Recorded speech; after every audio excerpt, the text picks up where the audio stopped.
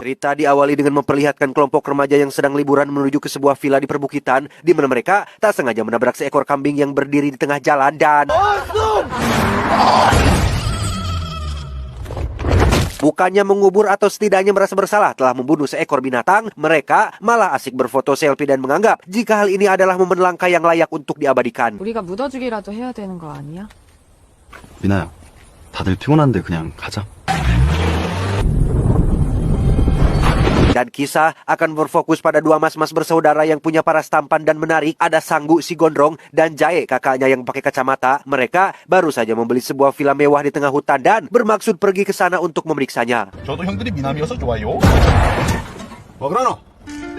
Dan ya, Sanggu dan Jae pun tak sengaja melindas kambing yang sudah mati tadi. Di mana saat mereka bermaksud akan membawanya untuk dikubur dengan baik, muncullah dua polisi yang sedang berpatroli dan menganggap jika Sanggu dan Jae adalah dua penjahat yang sedang menggotong jasad seseorang.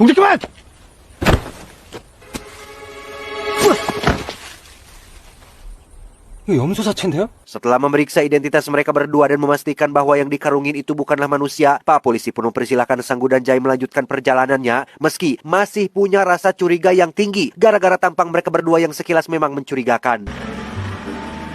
진짜 더럽게 생겼다. 응? Dan inilah villa yang katanya mewah yang sudah terlanjur mereka beli, tak sesuai ekspektasi dan sangat jauh berbeda dengan yang ada di foto. Si agen yang menjadi perantara pun meyakinkan jika villa ini tidak seburuk kelihatannya, hanya perlu sedikit renovasi ini dan itu, semuanya katanya akan bagus kembali. Saat Jae sedang senderan di tiang, ia nyaris mati ketika sebuah kayu berpaku hampir menghantam kepalanya. Beruntung ada Sanggu yang dengan cepat menolong. Mereka berdua pun kemudian memeriksa ruangan bawah tanah, berharap ada barang yang masih bisa dipakai dan tiba-tiba...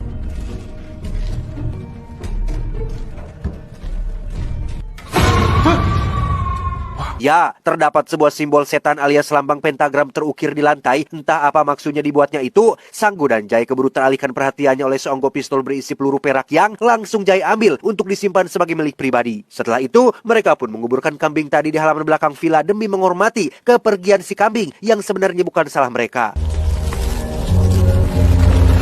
Beralih pada kelompok remaja yang sudah tiba di villa mewah mereka, salah satu pemuda bernama Sung Bin pun tengah melakukan PDKT kepada Mina, teman barunya. Untuk menarik perhatian, Sung Bin pun meminjamkan jaketnya agar Mina tidak kedinginan dan mulai mencairkan suasana dengan menceritakan satu kisah horor yang pernah terjadi di desa ini. 너 여기 귀신 있었던 거 모르지? 귀신? 66 tahun yang lalu, katanya desa ini pernah geger oleh kemunculan setan kambing yang merasuki salah satu gadis desa. Dibantu seorang pendeta bule, warga pun melakukan ritual pengusiran dengan mengikat si gadis di atas lambang pentagram yang akhirnya membuat si iblis menampakkan setengah wujud aslinya. In the name of the Father.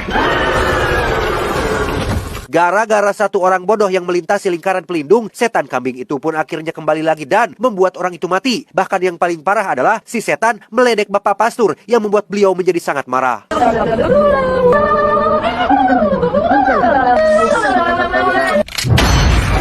Selesai Sung Bin bercerita, Mina pun pergi ke kamar mandi untuk cuci tangan. Yang tepat saat kembali, ia tak sengaja menguping pembicaraan Sung Bin dengan temannya mengaku hanya ingin mencicipi Mina sebelum ia kembali ke luar negeri untuk melanjutkan karirnya sebagai pemain golf. 보라 지금 어딨어? 보라 어딨냐고! Mina yang kesal pun langsung pergi ke pinggir danau tepat saat ada Sanggu dan Jae yang kebetulan sedang memancing. Di mana saat Minas menoleh ke samping, ia pun seketika terkejut dan tak sengaja jatuh ke air. Sebagai pria tampan yang suka menolong, Jae pun masuk ke air untuk menyelamatkannya dan inilah yang terjadi.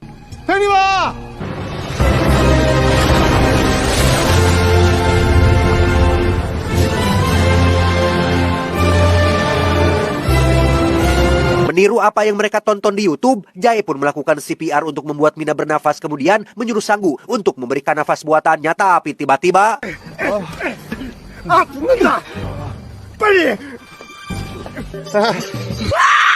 Sempat akan kabur, Mina yang salah jalan pun kembali putar arah dan tak sengaja Titajong yang membuatnya jatuh pingsan. Saat Sanggu dan Jae akan membawa Mina pulang itulah, dua temannya yang sedang asyoi di samak-semak pun mengira jika Mina akan diapa-apain sehingga mereka langsung kembali ke villa untuk memberitahu Sung Bin dan kawan-kawan tentang apa yang Mina alami. 저거 미나 맞지? 너 납치? 그래, 낮에 만난 그 새끼들이 납치해갔다니까. Alih-alih khawatir kepada Mina, Sungbin rupanya lebih khawatir terhadap apa yang tak sengaja Mina bawa, yaitu ponsel milik Sungbin yang tertinggal di jaketnya, sehingga Sungbin yang takut aibnya akan tersebar luas pun segera meluncur untuk melakukan pencarian dan menyuruh salah satu jongosnya yang bernama Samsul untuk pergi ke kantor polisi dan laporkan apa yang sedang terjadi saat ini. 야, 내 폰으로 빨리 전화 걸어 바꿔. 빨리. Bersamaan dengan itu, langit tiba-tiba mendung dan cuaca mendadak buruk. Hal itu ternyata ada kaitannya dengan lambang pentagram yang ada di ruang bawah tanah, yang ternyata setan yang 66 tahun lalu sempat diusir ke neraka, kini kembali lagi dan merasuki seekor kambing yang dikubur di halaman belakang villa. Beralih ke Samsul yang sedang menuju kantor polisi sesuai perintah dari Sungbin, ia pun tertawa puas karena sudah lama benci dengan sikap Sungbin yang selalu menyebalkan dan... Ya, Samsul pun mengalami kecelakaan akibat seekor kambing yang berdiri di tengah jalan, yang ketika ia bangun dan menoleh ke samping, tiba-tiba...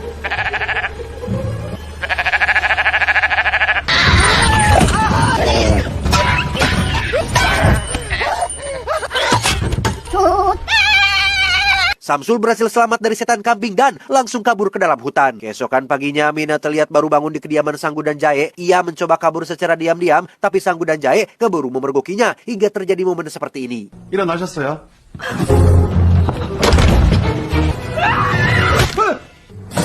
그게 아니라. Setelah diberi pengertian, Mina akhirnya bisa ditenangkan dan mau duduk satu meja dengan Sanggu, di mana Sungbin dan ketiga temannya terlihat sudah berada di luar dan masih menganggap jika Mina sedang diculik oleh kedua pria tersebut. 용준아, 네가 먼저 갔다 와. 진짜 맛있다. 진짜. Tepat saat Jae sedang menggergaji kayu di belakang rumah, Sungbin pun mengirim satu temannya untuk maju memeriksa, di mana Jae tak sengaja memotong sarang tawon yang bersemayam di dalam kayu tersebut, sehingga inilah yang terjadi.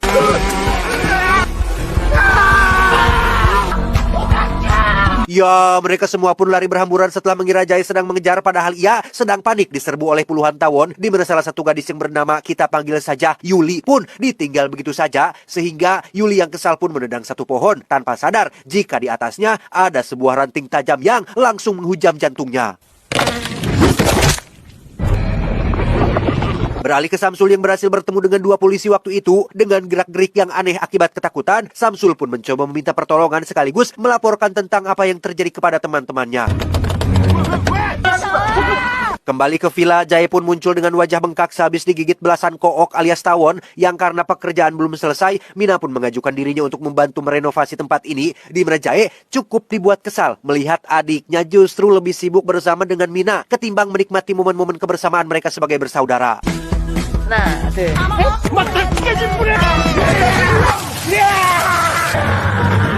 Sungbin dan kawan-kawan pun mulai menyusun rencana untuk menyelamatkan Mina, lebih tepatnya mengambil ponselnya kembali, di mana satu teman pun akan menyerang Jae dari belakang menggunakan pisau, tetapi...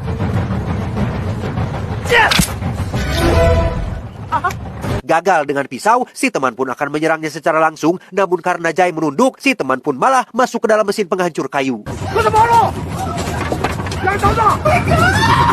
Selesai dengan si teman yang bernasib malang, kini giliran Sungbin dan si kacamata akan menyerang Sanggu yang tak sengaja menendang kabel listrik hingga jatuh ke kubangan air, sehingga ketika Sungbin melewati kubangan tersebut, ia pun langsung kesetrum yang membuat mulutnya ngabudah dan langsung jatuh pingsan saat itu juga. Tersisa si kacamata, ia pun tak sengaja tersangkut kabel yang membuatnya jatuh ke dalam kotak kayu yang di depan wajahnya ada beberapa paku tajam. Sempat dikira masih selamat, tongkat golf yang ia bawa pun jatuh tepat mengenai kepalanya sehingga... 일단 이거라도. Tak lama, muncullah mobil polisi yang tak sadar telah melindas lencok yang membuat tangki bensin bocor. Mereka adalah Samsul dan kedua polisi yang datang untuk memeriksa, di mana Sungbin yang sudah siuman pun langsung dibawa ke mobil untuk mendapatkan pemeriksaan. 너 그 새끼들 지금 어디 있는지 알아? Satu polisi yang bernama Jang Isu pun masuk sendirian untuk memeriksa. Bermodalkan sepucuk pistol, ia pun memberanikan diri untuk menangkap Sanggu dan Jae yang tidak tahu apa-apa. Bahkan Jang Isu terkesan sangat berlebihan tanpa mendengarkan dulu penjelasan mereka berdua. Jang Isu pun menggiring Sanggu dan Jae ke tengah rumah untuk ditiarapkan, di mana ia tak sengaja menyenggol tiang yang rapuh dan... Dengan kondisi kepala yang masih tertancap paku, Jang Isu pun keluar yang membuat semua orang menjadi semakin salah paham, di mana Jang Isu tak sengaja melepaskan satu tembakan yang membuat bensin menyala dan mengakibatkan kaki temannya terbakar. Alih-alih mematikan apinya dengan air, Sanggu lupa bahwa botol itu berisi cairan pelarut yang mengakibatkan kebakarannya bertambah besar, termasuk meledakkan mobil polisi yang membuat Jang Isu benar-benar mati. Sungbin yang masih hidup pun langsung mengambil pistol milik polisi dan menembaki mereka berdua. Sanggu dan Jaya yang ketakutan pun dengan cepat masuk ke dalam. Sungbin menjadikan si anjing peliharaan sebagai sandera sehingga tak ada pilihan lain. Sanggu dan Jaya harus keluar demi untuk menyelamatkan anjing peliharaan mereka. 이 새끼 진짜 죽어?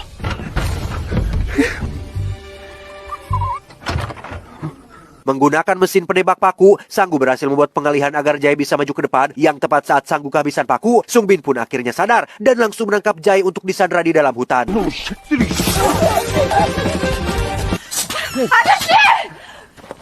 Sejenak kita tinggalkan dulu mereka dan beralih ke sebuah rumah sakit gereja yang di situ kita akan diperkenalkan kepada seorang pendeta yang merupakan murid si pendeta bule. Berdasarkan buku pedoman bisnis pemberian si bule, si pendeta pun menemukan satu halaman yang menjelaskan tentang simbol iblis Baphomet yang ternyata Sungbin dan kawan-kawannya memang sengaja dipilih untuk dijadikan sebagai tumbal agar Baphomet bisa bangkit lagi.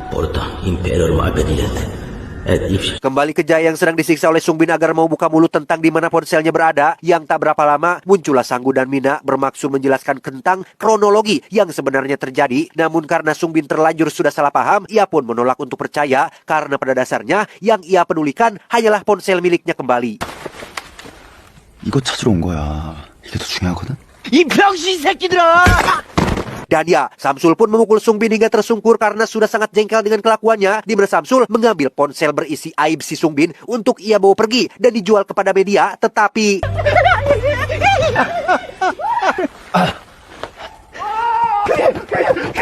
ya, muncullah si Yuli yang tak bagaimana bisa hidup lagi setelah tertusuk kayu. Di mana ya tiba-tiba bergerak secara aneh dan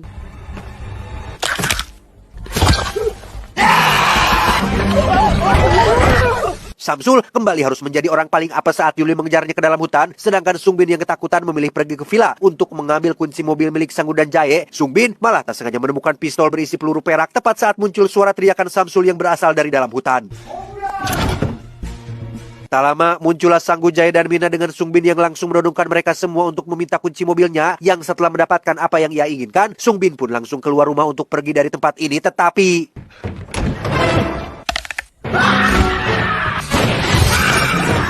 dan ya, Samsul pun kerasukan setan yang membuatnya menjadi jahat. Ia pun melempar pistol berpeluru perak keluar dari jendela dan mulai menyerang Sungbin yang merupakan tumbal terakhir untuk melengkapi ritual pemanggilan Baphomet. Dengan tubuh besarnya, Sanggu berhasil melempar Samsul ke ruang bawah tanah yang gelap. Tapi tiba-tiba meski berhasil mengurung Samsul di rubana, tapi teror belumlah selesai karena ketika Sungbin berjalan mundur bermaksud kabur, ia tiba-tiba mendengar suara Samsul yang seolah mengikutinya dari bawah dan pada akhirnya lengkap sudahlah ritual pemanggilan iblis Baphomet di mana Sungbin jadi orang terakhir yang akan dirasuki. Yang pada saat bersamaan muncullah si pendeta murid si bule yang datang untuk mengusir Baphomet kembali ke neraka.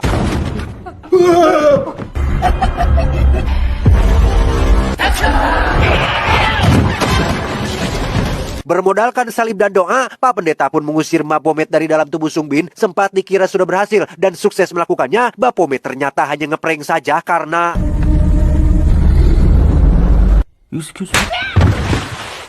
pendeta tidak bisa diandalkan. Jaye sebagai kakak tertua pun menyalakan korek apinya dan membakar rumah ini menggunakan bensin yang sebelumnya sudah tumpah. Dikira sudah mati, Baphomet ternyata masih hidup. Ia bahkan mengerahkan bala pasukan iblisnya untuk membangkitkan para mayat. Yang karena merasa paling tua dan paling bertanggung jawab, Jaya pun memberikan kata-kata bijaknya dengan akan mengorbankan dirinya untuk mereka semua. Yang ternyata Sanggu dan kawan-kawan sudah lari duluan sebelum Jaya selesai berbicara.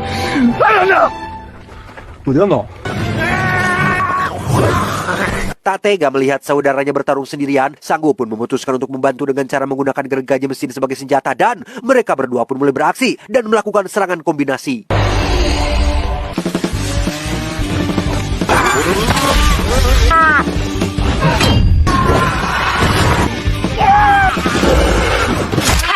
Ketika Sanggu dan Jaya sedang terdesak itulah, Mina sendiri diberitahu oleh Pak Pendeta tentang peluru perak yang menjadi satu-satunya kelemahan Baphomet, sehingga Mina dengan cepat mengambil pistol tersebut yang ternyata sudah rusak. Namun, ada satu peluru yang masih tersisa. Menggunakan mesin pelontar paku, Mina pun mengancam akan menembak Sungbin alias si Baphomet, tetapi... 지랄하네, 씨발. Ya, mesin penembak paku pun tidak berfungsi akibat selangnya tidak tersambung ke kompresor, sehingga Sanggu dan Jaya pun dengan cepat memperbaikinya dan membuat Mina berhasil mengusir Baphomet kembali ke neraka.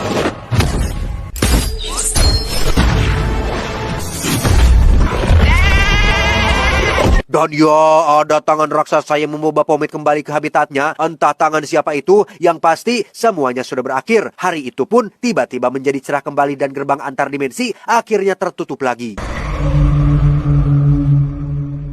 Terakhir, ada sebuah tulisan yang menyatakan jika Tuhan akan mengirim 3 malaikat untuk menggiring Baphomet kembali ke habitat aslinya, yang dalam hal ini ketiga orang yang dimaksud adalah Sanggu, Jaya, dan Mina yang tak sadar jika mereka adalah penyelamat dunia.